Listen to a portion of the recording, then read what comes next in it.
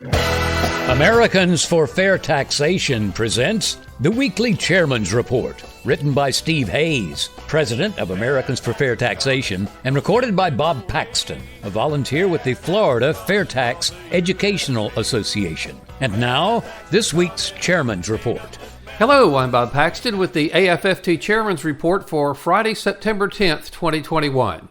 A salute to a great FAIRtax advocate and a great man. Our group of FAIRtax advocates were greatly saddened by the loss of Ron Maiellaro. Ron was a great friend, a great supporter of the FAIRtax, but most importantly to Ron, a great family man. Ron served as president of the Florida FAIRtax Educational Association, but will be most remembered by FAIRtax supporters as the co-host of FAIRtax Power Radio. Bob Paxton, his co-host, has written about what it was like working with Ron. Hello, welcome again to FAIRtax Power Radio. I'm Bob Paxton. And I'm Ron Maiellaro. And we are the FAIRtax Guys. That's the familiar greeting that FAIRtax Power Radio listeners have heard for over 6 years. It is reverberated across internet radio, a number of different social media platforms, and even terrestrial broadcast stations. But unfortunately, it's a greeting that's been uttered for the last time. My dear friend, Ron Maiellaro, went home to his eternal reward on Thursday morning, August 26, 2021. When Steve asked me to write a tribute piece for Ron for the Chairman's Report, I tried to think back to the first time I ever met him, and I couldn't do it. I can't remember when or how our paths crossed. It's as if Ron has just been a part of my life from the moment I retired and decided I wanted to devote some of my newly found free time to promoting the FAIRtax. As I say, I don't remember where or when, but I do remember being welcomed into the Marion County FAIRtax volunteer group with open arms. I remember Ron's infectious laugh and wry sense of humor. But most of all, I remember his dogged determination to obliterate the income tax, exterminate the IRS, and return some degree of sanity to how taxation is done in this country. I began to accompany Ron and his wife Elaine to FAIRtax presentations they would give to various local groups, and it wasn't long before I was standing by Ron's side rather than just sitting in the audience. Now, he was from New York and I was from North Carolina, but still, the chemistry between the Yankee and the Southern boy blossomed almost immediately. Then came the call from Leading Edge Radio Network, an internet radio operation based in Texas. Now, they'd posted a message to Facebook looking for people willing to provide them with patriotic content. I answered their post asking if they'd be interested in a weekly 30-minute program promoting the FAIRtax. When they said yes, FAIRtax Power Radio was born in my head, and I knew exactly what I wanted it to sound like. Now, I spent most of my working career as a computer programmer, but I've always been fascinated with radio. I landed my first job as a disc jockey when I was still in high school and spent nearly the first decade of my working life spinning country records at several different radio stations. Now, of course, this was back in the day when radio stations were run by real people and not computers. Ron, on the other hand, was a science teacher. He always claimed that the only thing he knew about radio was how to turn one on. Still, he saw this as a great opportunity to spread the word about the FAIRtax and readily accepted my invitation to co-host the show. In the beginning, Ron would drive across the county to my house and we'd record the program in my home radio studio. In spite of his claims to the contrary, Ron seemed to be a natural at it. Now, the evolution of FAIRtax Power Radio is a topic for another day, but in all the years we worked as partners, we never used a script. Now, of course, we did have an outline of the topics we wanted to cover, and we often referred to published articles from other sources, but our interactions were always ad-libbed, and Ron never missed a beat. For someone who claimed to know nothing about radio, Ron was pretty darn good at it. Now, I like to think that it was this unscripted spontaneity that caught the ear of a young CPA in Colorado and piqued his interest in the FAIRtax.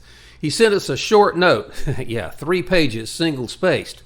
Well, long story short, we became friends with this young professional, and now he sits on the board of the national group Americans for Fair Taxation. Ron and I always agreed that helping to bring Jade Wally into the FAIRtax movement was our most significant success. Which brings me to the events of recent weeks. Little did I know at the time that the FTPR episode of August 3rd, 2021 would be our last one together. The following week, Ron said he was sick, and he arranged for Jade to co-host that week's program by video conference, and neither of us thought a great deal about it. But the next week, Ron was still sick, and Elaine stepped in as co-host. Ditto for the following week. And by then, Ron was in the hospital, but no one had any idea what was coming.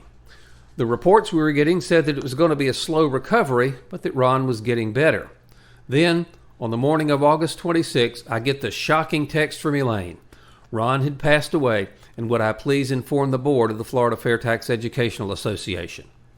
Fast forward to Wednesday, September 1st.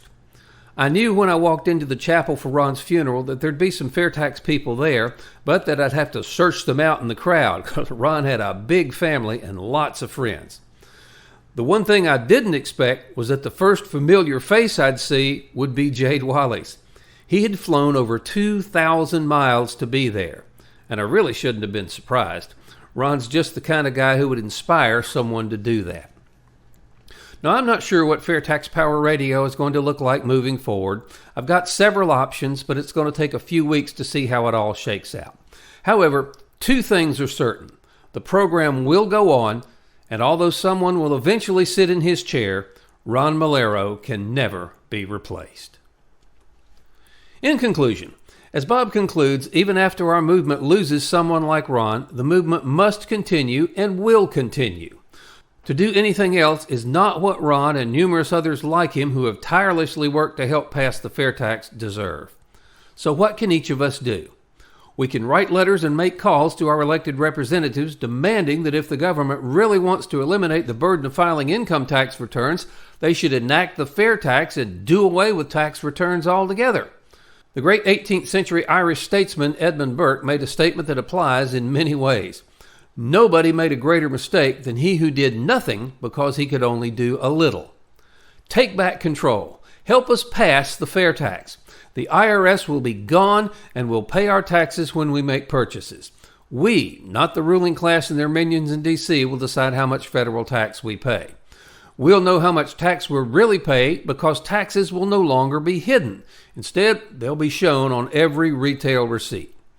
If you have friends who don't know about the FAIRtax, send them to fairtax.org. Have them watch the whiteboards under how it works, and if they agree, ask them to please join us. Then, contact your members of Congress and the President and demand that Congress pass the FAIRtax, the only truly fair tax. This has been the Weekly Chairman's Report, written by Steve Hayes, President of Americans for Fair Taxation. Check back every week for news and information about the fair tax and learn why the fair tax should replace our antiquated federal income tax system. If you'd like to receive a copy of the Chairman's Report in your inbox every week, sign up at fairtax.org.